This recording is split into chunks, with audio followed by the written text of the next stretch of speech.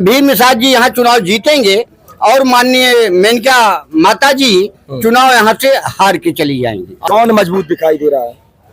मजबूत भीम निषाद दिखाई दे रहे हैं। भीम निषाद मजबूत दिखाई दे रहा है। लग रहा है कि टक्कर ले पाएंगे मेनका? बिल्कुल टक्कर लेंगे। किसान, मजदूर, नौजवान सारे लोग इस सरकार से त्रस्त हैं, क्योंकि ये लड़ाई जो है सरकार बनाम जनता हो गया है। यहाँ पार्टी कोई नहीं चुनाव लड़ रही है, यहाँ जनता सरकार के खिलाफ चुनाव लड़ रही है। केवल झूठ बोलते हैं।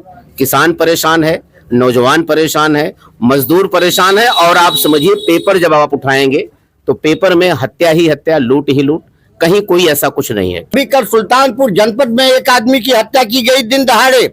अपराधी बेखौफ टहल रहे हैं सरकार में।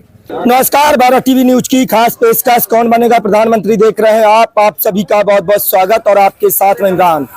बता दें कि भारत टीवी न्यूज लगातार सभा चुनाव की तमाम तस्वीरें दिखा रहा है। इस वक्त हम लोग सुल्तानपुर लोकसभा में हैं। सुल्तानपुर लोकसभा से 2019 में भारतीय जनता पार्टी के टिकट पर पूर्व केंद्रीय मंत्री मेनका गांधी यहां से सांसद चुनी गई। उसके बाद एक बार फिर से भारतीय जनता पार्टी ने उनको अपना उम्मीदवार बनाया। ऐसे में इंडिया अलायंस की तरफ से भीम निषाद चुनावी मैदान में है। चुनावी अटकलों की बात करें तो कहा जा रहा है कि बसपा की तरफ से बसपा के जो प्रभारी बनाए गए हैं उदराज वर्मा जो है बहुजन समाज पार्टी की तरफ से प्रत्याशी हो सकते हैं। वर्तमान में जिला पंचायत सदस्य हैं। ये चाय की दुकान है और अक्सर चाय की दुकानों पर जो सियासी चर्चाएं हैं वो होती हैं। अब बता दें कि लखनऊ से लेकर के दिल्ली तक की जो राजनीतिक चर्चाएं वो चाय की दुकान पर होती हैं। और चाय की दुकान इसलिए भी ज्यादा महत्वपूर्ण क्योंकि कहा जाता है कि देश के प्रधानमंत्री नरेंद्र मोदी भी अपने बचपन के दिनों में गुजरात के वडनगर रेलवे स्टेशन पर चाय बेचा करते थे। हमारे साथ जो जनता है वो सुल्तानपुर लोकसभा की जनता, सीधे बातचीत करेंगे। क्या नाम है भाई साहब आपका? अनवर खान। क्या है अनवर जी, माहौल क्या है यहाँ? माहौल जो है नेता लोग बताए हैं। आप तो जनता है, नेता तो बताएंगे अपना माहौल, जनता बताएगी सच। जो नेता लोग जो बताए हैं हमारे बड़े, वही हम लोग भी देख के करेंगे और क्या। अरे तो आप बताइए, आप जनता हैं, नेता तो बताएंगे जो बताएंगे। जो हमारे समझ में आएगा सही है उसी को वोट देंगे। कौन समझ में आ रहा है सही? अभी कुछ नहीं समझ में आ रहा है, जब आएगा माहौल तो देखेंगे तो करेंगे उसी को। कौन मजबूत दिखाई दे रहा है? मजबूत भीम निषाद दिखाई दे रहे हैं। भीम निषाद मजबूत दिखाई दे रहा है। लग रहा है कि टक्कर ले पाएंगे मेनका? बिल्कुल टक्कर लेंगे। कह रहे मेनका गांधी बड़ी नेता है।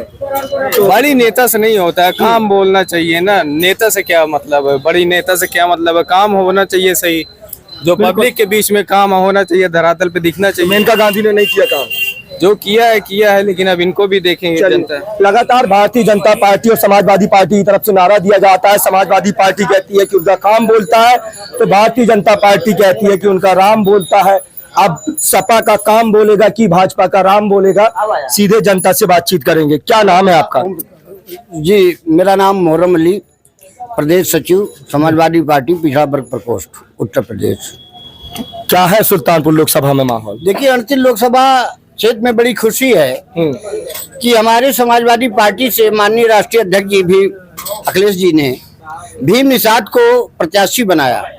77 साल में पहली बार सुल्तानपुर जनपद में किसी अति पिछड़े वर्ग को मौका दिया गया है। इसलिए किसान, मजदूर, नौजवान सारे लोग इस सरकार से त्रस्त हैं, क्योंकि ये लड़ाई जो है सरकार बनाम जनता हो गया है। यहाँ पार्टी कोई नहीं चुनाव लड़ रही है, यहाँ जनता सरकार के खिलाफ चुनाव लड़ रही है। इसलिए भीम निषाद जी के समर्थन में किसान, मजदूर, नौजवान, बेरोजगार सारे लोग खड़े हुए हैं। और इनको आने वाले दिनों में भारी बहुमत से भीम निषाद जी यहाँ चुनाव जीतेंगे और माननीय मेनका माता जी चुनाव यहाँ से हार के चली जाएंगी। आप कह रहे हैं कि जनता बनाम सरकार के खिलाफ जो चुनाव है, जनता सरकार के खिलाफ चुनाव लड़ रही है। भारतीय जनता पार्टी दावा कर रही है कि नौजवान खुशहाल हो गए हैं, रोजगार मिल गया है, किसानों की आमदनी दुगनी हो गई है और जो है तमाम जो समस्याएं हैं उनका समाधान जो है भारतीय जनता पार्टी ने किया है। देखिए, ये कह रहे हैं कि हम बहुत काम किए हैं, लेकिन इनका हम कुछ काम आपको गिना रहे हैं। अब आप नोट कर लीजिए, सुबह कोई भी मजदूर घर के लिए यहाँ से निकलता है सुल्तानपुर शहर के लिए और फिर रात 8 बजे तक लौट के चला आए तो समझ लीजिए वो फिर से पैदा हो गया, क्योंकि डेली हत्याएं हो रही हैं क्षेत्र में। अभी कादीपुर के अंदर गोली से 2 लोग घायल हुए, अभी यहाँ पूरे भार के पास गोली कांड हुआ अभी कल सुल्तानपुर जनपद में एक आदमी की हत्या की गई दिन दहाड़े। अपराधी बेखौफ टहल रहे हैं सरकार में, और सरकार का काम है कि पिछड़े वर्ग को परेशान करना।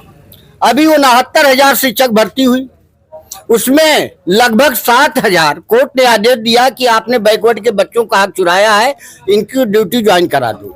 2 साल हो गया इको गार्डन में लाठियां खा रहे हैं।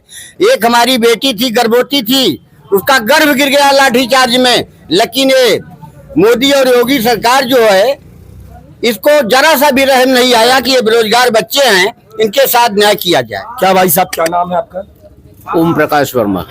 कह रहे हैं अपराध मुक्त उत्तर प्रदेश हो गया है। योगी सरकार दावा करती है अपराधी माफिया थर थर कांप रहे हैं और माफियाओं के घर पर बुलडोजर चलाया जा रहा है। कह रहे हैं कि अपराध बहुत हो रहा है। देखिए, बुलडोजर चलाना न्याय नहीं है। बुलडोजर आप कैसे चला सकते हैं? हमारे देश में संविधान है, हम कोर्ट में जाएंगे, जो भी अभियुक्त है वो कोर्ट में जाएगा और कोर्ट निर्णय देगा। अगर कोर्ट में कोई भी व्यक्ति दोषी पाया जाता है तो कोर्ट उसको सजा देगी। योगी सरकार दावा करती है कि क्राइम फ्री स्टेट बनाने के लिए उत्तर प्रदेश को जीरो टॉलरेंस करने के लिए जिस तरह की नीति अपनानी पड़ेगी अपनाई जाएगी, और इसी वजह से जो है कोर्ट निर्णय दे ना दे उससे पहले ही जो बुलडोजर चलाया जा रहा है ताकि जो अपराधी है वो खौफ में आ जाए। ऐसा कुछ नहीं है, ये केवल झूठ है। झूठों की पार्टी है, दिन भर झूठ बोलती है और इसके पास न कोई एजेंडा है, न विकास का कोई एजेंडा है। आज आप अगर विकास की बात करेंगे तो माननीय अखिलेश यादव जी की सरकार के जाने के बाद यहाँ पर इतने सारे लोग खड़े हैं, मेरा दावा है कि कोई भी ये नहीं बता सकता है कोई ऐसी नीति, कोई ऐसा प्रोग्राम जो लेके आए हों जिसपे कि हमारा युवा नाच कर सके, हमारा बेरोजगार नाच कर सके, किसान हमारे परेशान हैं। तो ऐसा कुछ नहीं है, केवल झूठ बोलते हैं। किसान परेशान है, नौजवान परेशान है, मजदूर परेशान है, और आप समझिए पेपर जब आप उठाएंगे तो पेपर में हत्या ही हत्या, लूट ही लूट, कहीं कोई ऐसा कुछ नहीं है, केवल झूठ बोलते हैं दिन भर। वर्मा जी, जब आप बात करते हैं कि अखिलेश जी के बाद जो है चीजें नहीं सुधरी हैं, तो 2012 से 17 तक की सरकार समाजवादी पार्टी की, उसके बाद जो चुनाव हुए 17 में समाजवादी पार्टी चुनाव हार गई, 19 का चुनाव हार गई, 22 का चुनाव हार गई, अब 24 का चुनाव लड़ रहे हैं। अगर सपा ने इतना काम किया था, काम बोलता है, नारा था आपका, तो क्यों बार बार जो लगातार कई चुनाव हारते जा रहे हैं? बता तो रहे हैं कि इनके पास मीडिया को हाईजैक कर लिया, झूठ बोलते हैं। भाई ये 5 किलो राशन भी देते हैं या कोई चीज देते हैं तो उस पर पोस्टर छपवाते हैं।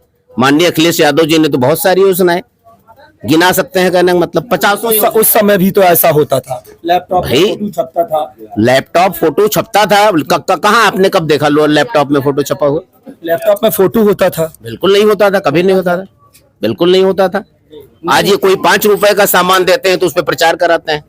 मीडिया को हाईजैक कर रखा है पूरा। तो क्या है माहौल सुल्तानपुर का? माहौल सुल्तानपुर में समाजवादी पार्टी इंडिया गठबंधन का जो कैंडिडेट है वेम निषाद, वो बहुमत से जीतेगा। हम लोग, सब लोग, पूरा समाज, मजदूर, किसान, सारे लोग उसके साथ। फॉर्मूला क्या है आप लोगों के पास? आप कह रहे हैं जीतेगा। पिछली बार जो 2019 के लोकसभा चुनाव में सपा और बसपा दोनों पार्टियां अलायंस करके चुनाव लड़ी, लगभग 14,000 के मार्जिन के अंतर से मेनका गांधी चुनाव जीत जाती हैं। अब सपा और बसपा की राहें अलग हैं। कांग्रेस पार्टी जो है वो अंतिम सांसें गिन रही है, वेंटिलेटर पर है। उत्तर प्रदेश में कांग्रेस पार्टी के वोटर तो छोड़िए, कार्यकर्ता नहीं दिखाई देते हैं।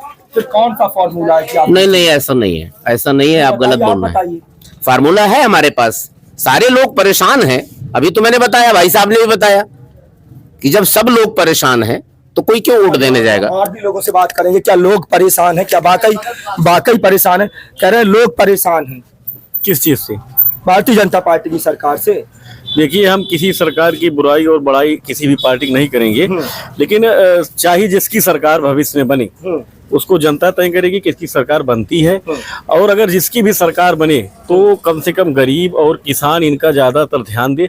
किसान की एक समस्या इस समय है, इस समय गेहूं की फसल तैयार है, आग लग जाती है या कोई आपदा जब आती है तो ये किसान बीमा एक तरीके का होता है जो लोन में पैसा कट जाता है लोगों को।